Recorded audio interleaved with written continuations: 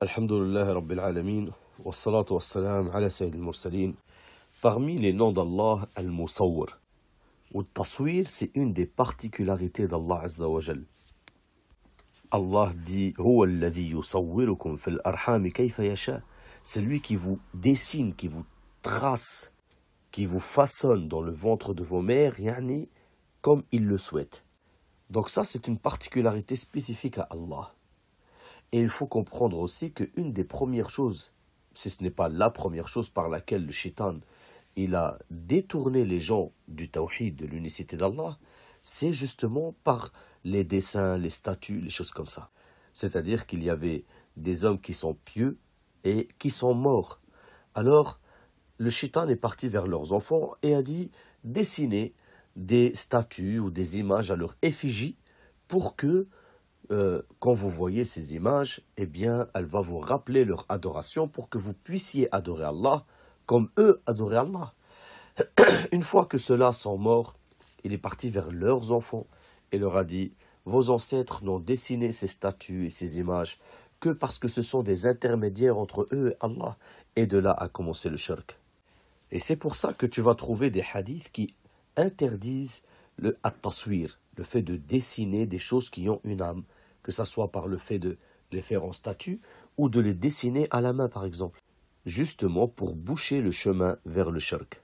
Et de plus, c'est un mauvais comportement que d'essayer de imiter la création d'Allah. C'est pour ça que dans un hadith sahih, d'après Abi Hurayrata radiyallahu anhu, il dit سمعت رسول الله صلى الله عليه وسلم يقول قال الله عز وجل ومن أظلم ممن ذهب يخلق كخلقي فليخلق ذرة أو ليخلق حبة أو شعيرة. C'est-à-dire qui est plus injuste que quelqu'un qui cherche à imiter ma création, qu'il essaye de créer ne serait-ce qu'un grain. Et Allah Azza wa Jal, en plus de ça, leur a promis un châtiment terrible. Comme par exemple le fait que Aïcha radhiyallahu anha, elle dit قدم رسول الله صلى الله عليه وسلم من سفر وقد سترت بقرام لي على سهوة لي فيها تماثيل فلما رآه رسول الله صلى الله عليه وسلم هتكه وقال أشد الناس عذابا يوم القيامة الذين يضاهئون بخلق الله قالت فجعلناه وسادة أو وسادتين. والحديث il est dans le Bukhari et Muslim. يعني Aïcha en bref, elle avait acheté des rideaux, il y avait des dessins dessus. Et le prophète, des dessins de choses qui ont une âme, يعني taswir. Et le prophète sallallahu alayhi wa sallam, en le voyant, il l'a déchiré et il a dit les gens qui ont le plus grand châtiment, le jour du jugement, ceux qui cherchent à imiter la création d'Allah Azza wa Jal. Donc ici, bien sûr, il parle de taswir. Et surtout, le fait qu'il montre qu'il y a un châtiment, et même il nous parle d'un grand châtiment, un des plus sévères au jour du jugement par rapport à ces dessins, ça prouve que at-taswir fait partie des grands péchés.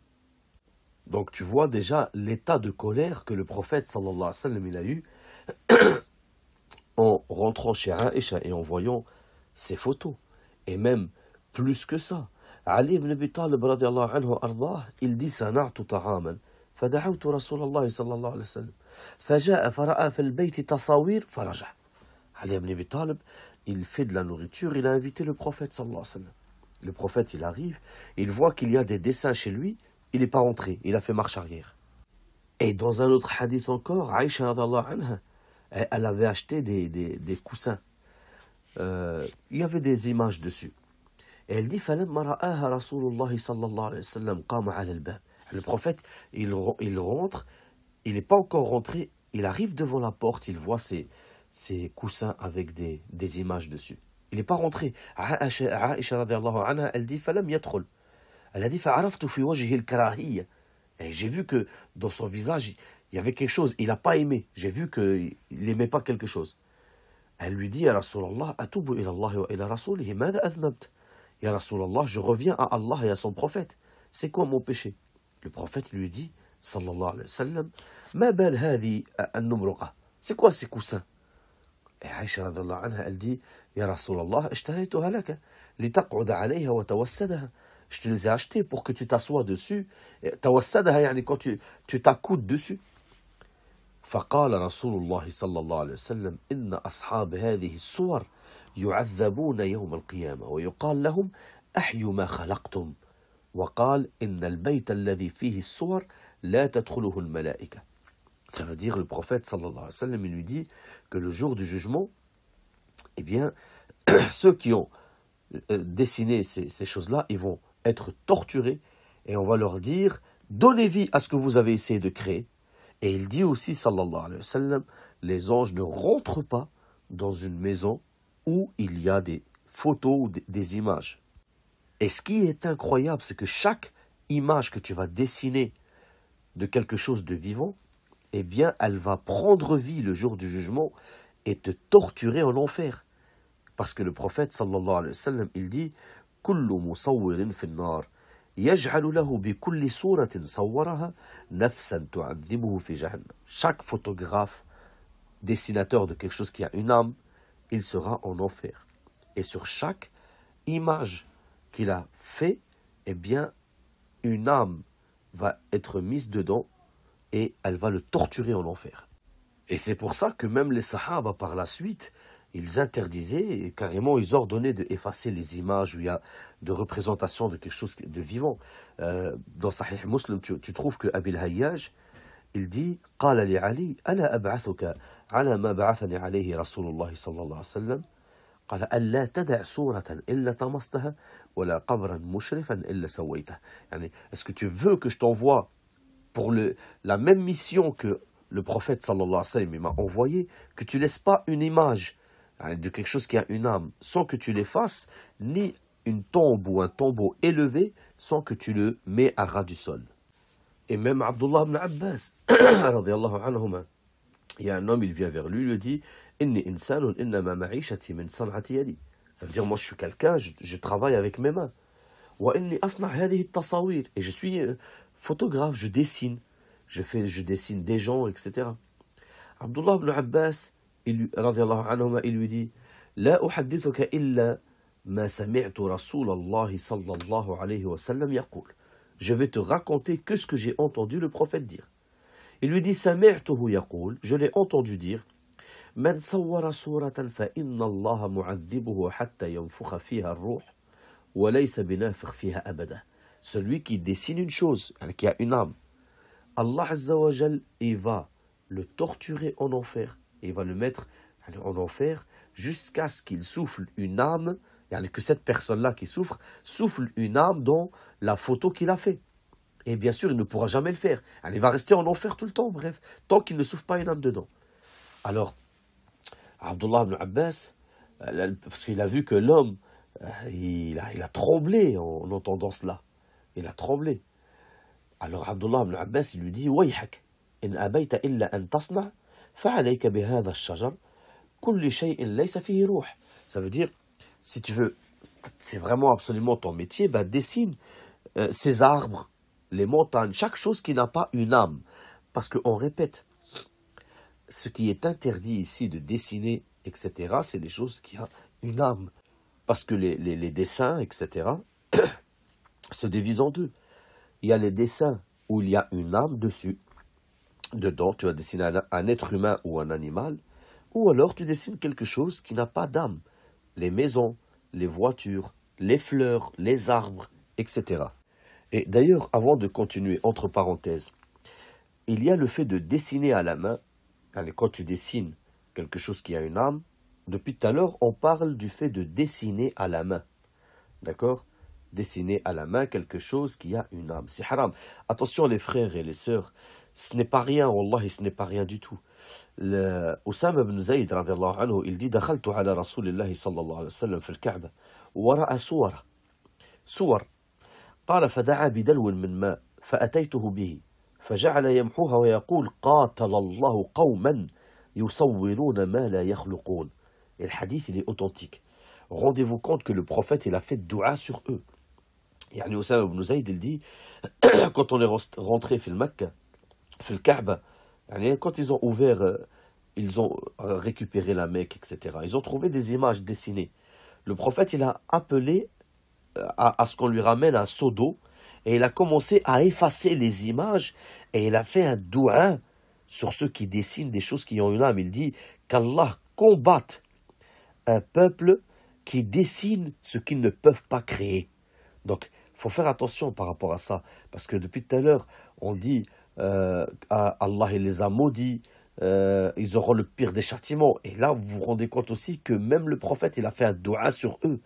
Ce n'est pas rien. Il y a une deuxième chose. Les appareils photo, est-ce que ça rentre dans l'interdiction ou pas? Eh bien, l'avis le plus juste est que c'est haram, la yajouz. Certains ulama, ils ont dit c'est pas haram, c'est comme si tu te regardais dans le miroir, c'est pas toi qui dessines, c'est l'appareil photo. En réalité, non.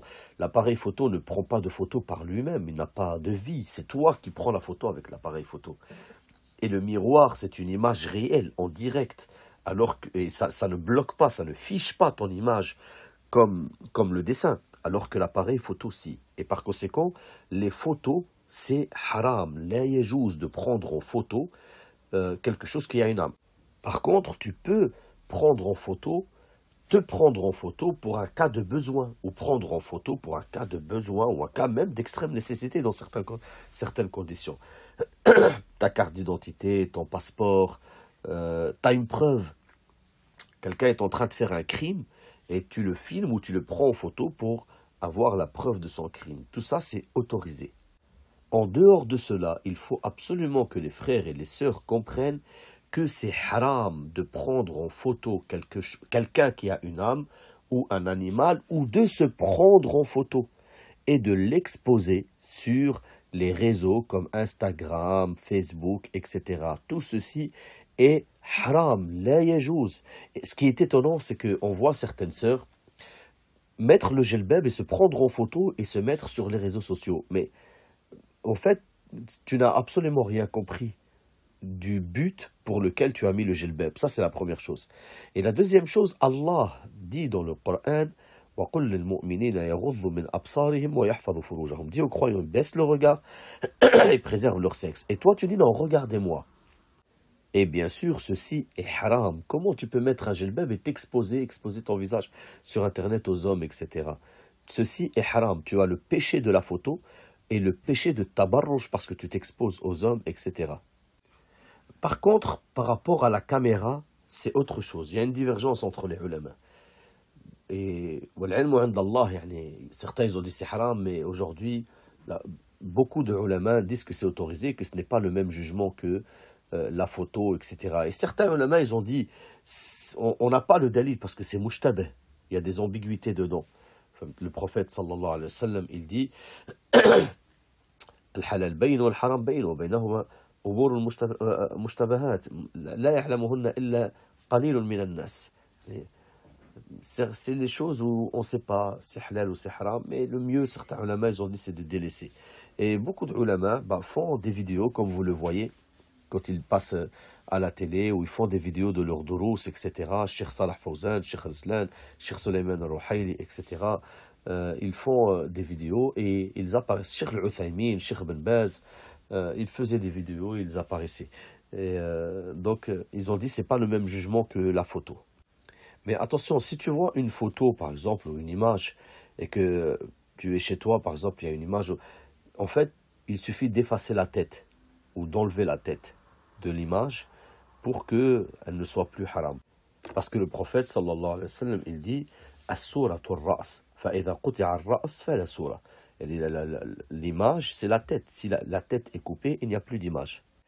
Mais attention, de la même manière que si tu enlèves la tête du corps, ce n'est plus considéré une image, regarde ce que le prophète il te dit. Il te dit « As-suratu ar-ra's ». Ça veut dire si c'est la tête seulement qui est dessinée, c'est haram, parce que c'est considéré comme surah. Puisqu'il te dit « As-suratu ar-ra's ». Yani c'est haram, par exemple, que tu portes un t-shirt avec une tête dessinée dessus. Et il faut absolument faire attention par rapport à ça et ne pas chercher à philosopher, à rendre halal d'une manière vile et subtile le haram, parce qu'il n'y a rien à y gagner. Il faut faire vraiment très attention par rapport à ça. Il a été rapporté que le prophète sallallahu alayhi wa sallam a dit ashaddu an-nasi 'adhaban yawm al-qiyamah rajulun qatalahu nabiyyun aw qatala nabiyyahu wa imamu dhalalah wa mumaththilun min al-mumaththilin. Parmi ceux qui auront le plus grand châtiment le jour du jugement, un homme qui a tué un prophète ou qui s'est fait tuer par un prophète et un imam égareur, ou alors quelqu'un qui dessine des représentations yani, qui ont une âme. Qu'Allah nous en préserve. Subhanakallahumma wa bihamdik. Ashhadu an la ilaha illa ant. Astaghfiruka wa atubu ilayk.